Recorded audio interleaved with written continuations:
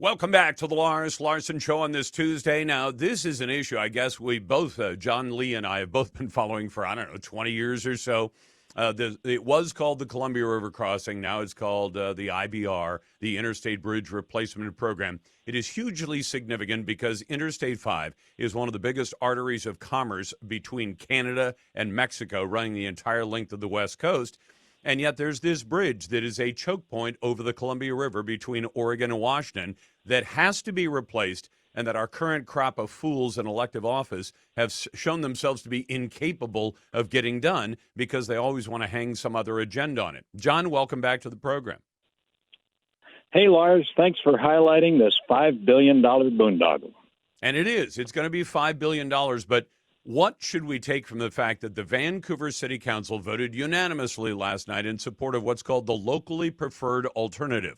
Would you mind telling my audience all the downsides to what they call the locally preferred alternative? Well, there are so many, it's hard to squeeze it in. Number one, they are in favor of double tolling on I-5 to drive on I-5 into Portland on the new bridge. There will be one toll on the bridge and a separate toll as soon as you touch down in Oregon to get into the rest of Portland. Number two, it's a light rail. Light rail serves almost nobody. It can hold a maximum of about 1,000 passengers a day. Number three, TriMet a couple weeks ago passed a resolution saying they will not cover the operations and maintenance costs of light rail coming into Vancouver, and they said they need new taxes on both sides of the river in order to pay for the operations and maintenance of light rail. So for Southwest Washington citizens, they would be required to pay taxes for Portland's light rail, and that's an outrage, and it's just a start. And then there's a whole issue of mistruths or making it up as he goes. Greg Johnson, the administrator, is talking about in terms of what the actual bridge could be or could not be. Can I ask you about one other, because you've followed this so closely, John? Is it fair to say, I know they throw in the auxiliary lane. Right now we have a bridge that has 3 lanes going north and 3 lanes going south, and it carries all that traffic, not just local traffic from Oregon to Washington, Washington to Oregon, but a lot of interstate traffic that may be going from Seattle to San Francisco or from San Francisco to Seattle. Is this bridge any bigger, the new proposed bridge, any bigger than the existing bridge? Not really. And of course, we don't know what the design is. There are 2 discussions. One is putting 2 bridges over the Columbia River, replacing 2 bridges with 2 bridges. Another is putting one stack bridge, one on top of another, that would be less wide, with travel potentially southbound on the top lane and northbound traffic on the bottom lane.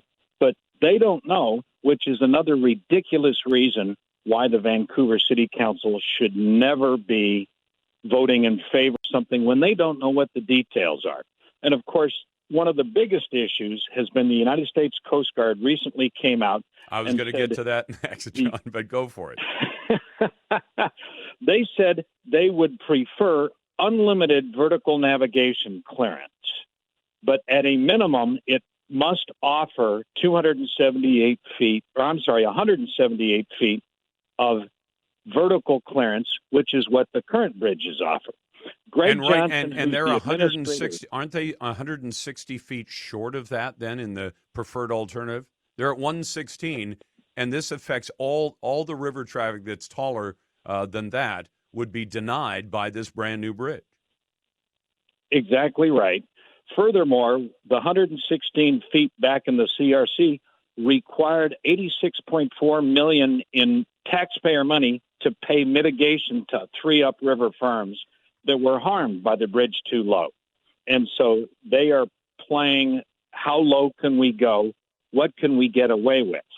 And of course, the honest answer is Greg Johnson is misleading taxpayers and lawmakers on both sides of the river. He on also June makes... 17th, Sorry, go ahead. Go ahead. I was going to say on June 17th, he said a movable span on the IBR would be the largest lift span in the world, except it's not. Greg Johnson said they, quote, never operated a span that size before. But that's not true. How can Greg Johnson not know what the reality is just 8 to 10 miles away in Portland? Lars, I'll bet you can tell me the names of the 3 bascule bridges in Portland that offer unlimited vertical navigation clearance for marine traffic. The so-called Steel Bridge, the Burnside Bridge, the Morrison Bridge, and the Hawthorne Bridge all meet that criteria. And he says, we've never built a bridge like that, except he's in a city that has 4 of them. Yep. And so separately, as a part of that, there are what's known as bascule bridges. They have hinges on the ends, and they open in the middle, so you have unlimited vertical nav clearance. Okay, in Portland, they've got 3 of them.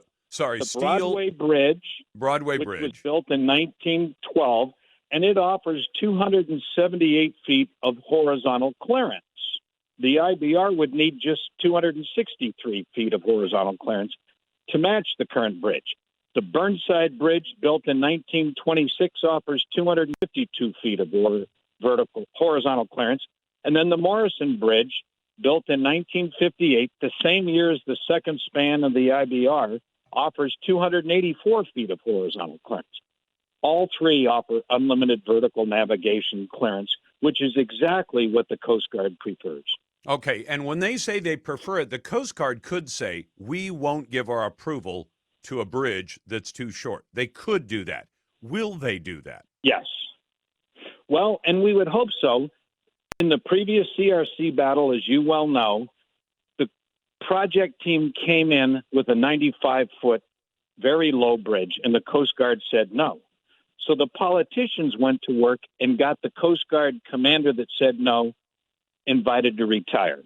They came back with a second request at 110 feet. That commander, too, was invited to retire.